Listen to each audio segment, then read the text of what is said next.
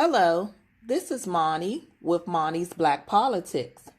Today is my last podcast for Blacks in America.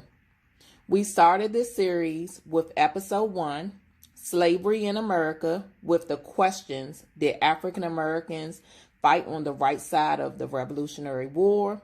And is having freedom the same as being free?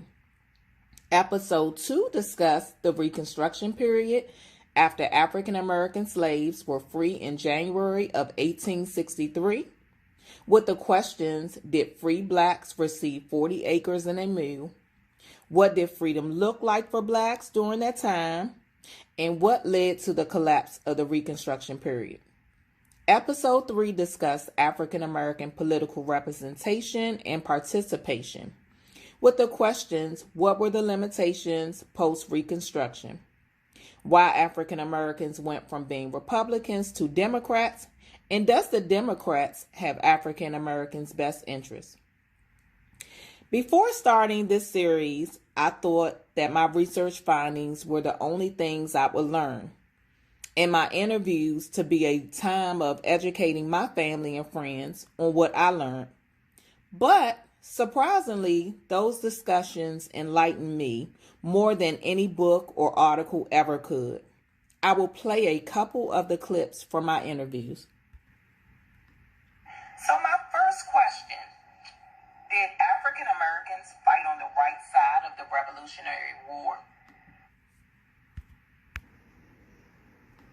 My opinion is they both lied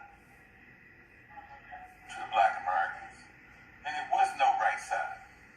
The only right side that you can stand up is for the truth within the Creator of this universe, and the truth is the light.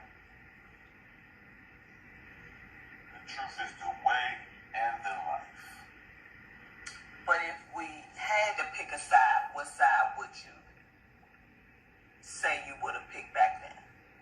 I guess I would have been like what they call back in the day a swamp running Negro, because I never believed that neither side had any truth to it. So I would be what they call a swamp running Negro, running for my own freedom and my own way, because their way was not my way. Is freedom free?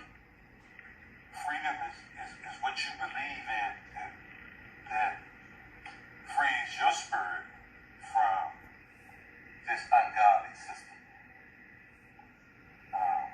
Speaking on slavery, Great Britain has oppressed their people since the beginning of time.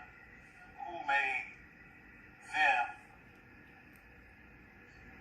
to be put in the position of royalty, when my opinion is everybody that's born is royal? Has a purpose, and is a king and a queen when they come on this earth.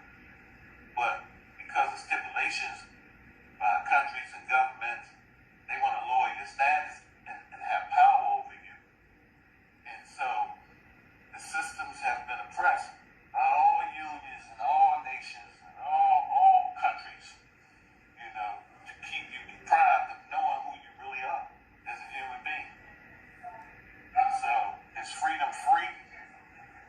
It's a cost to everything in life. It's a cost of trying to be free.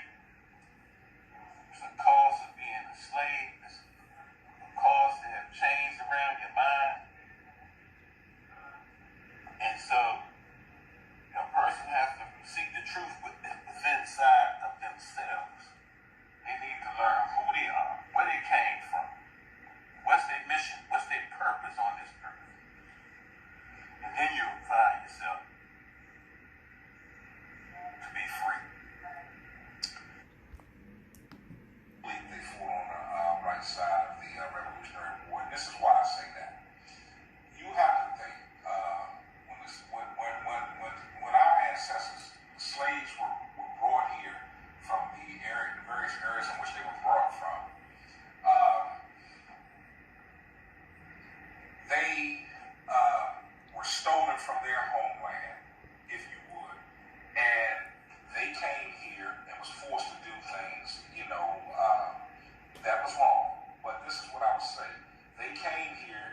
they had families. So some of their children and kin were born here, in unfamiliar territory, which may have been unfamiliar to their parents, but they were born here and they grew up here. They didn't know. You would have to think that people didn't know who to trust. They didn't know whether they could trust. They knew what they were facing here, but they also didn't know for sure what they were facing in overseas there. So this came to be the home that they knew.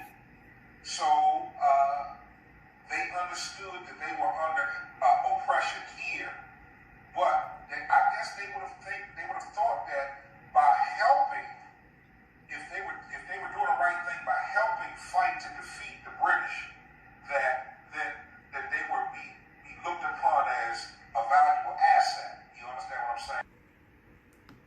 Both American colonies didn't keep their promise. The Britons didn't keep their promise either. But where we differ in opinions, I would rather be sent to another country that could be a segue to get me back to the motherland versus staying here, being a slave, my unborn being slaves, and my descendants being slaves. So is having freedom the same as being free? Ooh, that's a good question. Because me as a black male, I live in a society that's supposed to be a free society, but we're still fighting for equality, and we're still fighting for social justice and things like that. That even today, me, no matter what you do or no matter what I do, how much you accomplish, I'm a black man. Your complexion, Yeah, your skin color. There are times when even now, being as high up as I am in my profession, that I still have to strive harder than my white counterparts. And I even look at, in terms of how things are viewed, my actions and my ideas are more harshly challenged than my white counterparts, even though my ideas may be better. During the Reconstruction period, what did freedom look like for black people? For African Americans, the first and foremost, the most important thing was for them they looked for their family members. So some of them walked to plantations. They remembered some of the places where they thought they were sold their plantations, and they walked. Some of them had newspapers ads, and so it was important for them to get their families back together. We may think that even though with the advent of the domestic slave trade, the families were broken, had been torn apart, but it was very important to them because slaves did not abandon families. They still maintained families, and so it was important for them. The next thing they wanted to do was to look for land. They wanted land. They believed that after years of enslavement, that they deserved to have full citizenship and have a right to be self-sufficient by owning land. Because, of course, then it was very important because people were self-sustaining. They could sustain themselves by owning land because they could farm, they could sell their goods, what have you. And have shelter. And also provide for their families. Thirdly, what was also important was education. Not being able to read and write, and there were consequences for that during slavery. So the newly freed population wanted to learn after the war. It wasn't uncommon to see, once they set up schools, to see a 5-year-old and maybe a 90-year-old in the same class. In 1865, General William Sherman, he issued what he called a Special Field Order number 15 in January of 1865, and that order set aside land for enslaved people, specifically along the coast of South Carolina, and in that plan, it stated that each family would receive what they call possessory title of 40 acres of land and an old army mule. So governments had mules. So that's where we get the term 40 acres and a mule. Exactly. And they also, the Freedmen's Bureau was also responsible for allocating funds for classrooms, for African Americans or the newly emancipated to be educated. And around this time, you see the emergence of historically black colleges and universities, or HBCUs. Okay. And they were involved with basically set up approximately 3,000 schools that educated over 150,000 of the emancipated. So going back to the 40 acres in land that the free slaves received, did they ever receive it? And yes, for 6 months, the lands that were set aside on the coast of South Carolina, they worked the lands for 6 months. When under President Jackson's administration, after Lincoln died, right after Lincoln died, so he never saw the ratification of the 13th Amendment because he was assassinated shortly after. So then it was President Johnson who actually gave amnesty, and he pardoned all the Confederate generals and high-ranking Confederates, and he brought them back into the Union. So one of the things that he did was he took the land back. He rescinded the field order. Last question for you. What factors led to the collapse of Reconstruction, and how did freedom look for black people? Well, it was bleak. One of the things, major things that occurred is that Southern whites reacted negatively because they were committed to keeping blacks in subservient positions. So they wanted the old South. They wanted things to revert back to the way they were before emancipation. So some of the things they did, first of all, the Ku Klux Klan was established in Bedford, by General Bedford. And one of the things they wanted to do was prevent blacks from gaining any type of economic freedom, also cheap labor. They wanted to exploit them by having them, working as sharecroppers and just basically generally taking away their rights. So in order to do that, they terrorized them. So there were hangings, lynchings, whippings, murders. So anything they could think of to keep blacks in their place, that's what they wanted to do. So even though African Americans legally had rights, they were subjected to these laws and also the violence at the hands of these white supremacy groups, and most notably the Ku Klux Klan, which was founded by a Confederate general. His name was Nathan Bedford. And actually, it was Christmas Eve of 1865. Christmas Eve. So, right, exactly. So, but due to that, it set African Americans back, because then their conditions would not even improve again until the civil rights era. So essentially, they it almost reverted back to slavery. So they found themselves being disenfranchised. And then, when you move into the 21st century, you had Jim Crow laws. I think we mentioned that in class. And so they found themselves, fighting this battle that still, we have issues to this very day. You feel that the Democratic Party has African Americans' best interests. Lisa? Or would you like Tony to answer first? I'd like Tony to go. Okay. I think you should go first. Ladies first. Okay. I think that in compared to the Republican Party, they have a better interest. Not the best, but better. Okay. It's probably more of they have to in order to get the votes that they need, more African American votes that will help them to strengthen their party. Tony? Well, you may not like my response, but I feel that both parties are out of touch with the African American community. I don't think that they really know what the needs are of the African American community. I think now this is a political bombshell, if you would, and I think this is about personal gain. I don't think that they're in touch with anything that's going on in the African American community in today's time.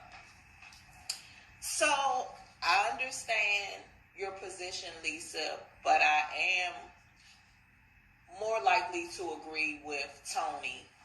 And my reasoning is, as I mentioned earlier, We have a lot of black mayors, council members in the major cities, and in office at this time, 45 members in Congress. But yet, we're still going through police brutality. We're still going through gun violence in poor communities. We know that poor communities can't afford to buy a whole shipment of guns. There's still a housing crisis. There's still a housing crisis, and when jobs. And when political leaders come to our communities to get our vote, you know, they make promises, and a lot of times those promises are not kept. So that brings me to my next question. But also a lot of the social programs that these politicians, you know, try to push during their campaigns, they never come into existence. Unfulfilled promises. Why do you think African Americans continue to support the Democratic Party? I just think they support the Democratic Party because it's how they were taught. It's how they were raised. A lot of that comes from that. My parent was a Democrat. My grandparents were Democrats, so I was raised a Democrat. So regardless of what, I'm going to be loyal to the party that I was taught and trained to be a part of. And I think a lot of that plays a part of it. It goes back to what we were discussing earlier. A lot of people don't know the issues. They vote party just because of affiliation. So it goes back to voter registration, education, and participation. Again, we have to get people to understand what the issues are. I think it's the lesser of two evils.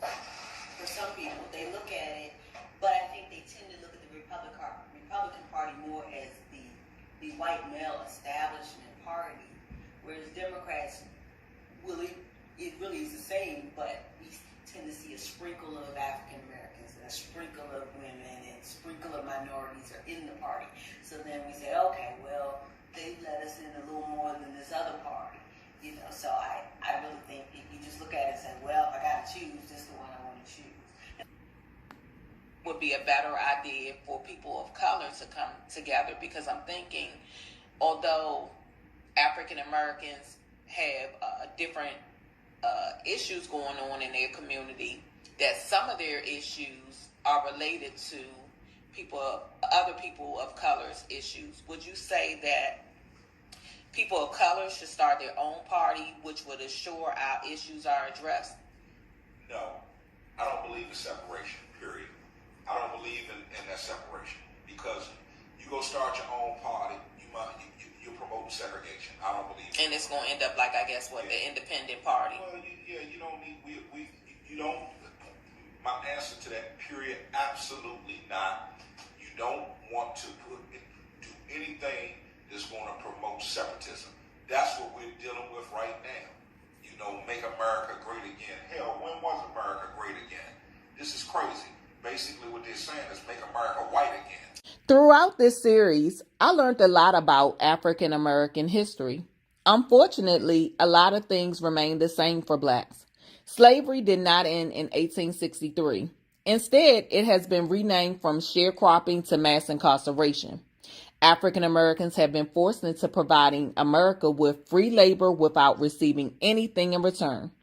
Black communities aren't given the same education funding as white communities. The qualifications for purchasing a home are stricter. African Americans own less than 10% of businesses in America. Voter registration and going to vote is purposely difficult in poor black communities. Blacks receive the most police brutality. Unarmed black males are murdered by police without receiving any justice and are 5.1 times incarcerated than a white American committing a crime.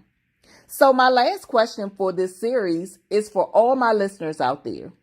What reparations do you believe African Americans deserve for their ancestors being kidnapped from various countries in Africa that they no longer have ties to, and for 400 years of slavery that included free labor, lynchings, physical abuse, rape, and murder? What do you believe is fair?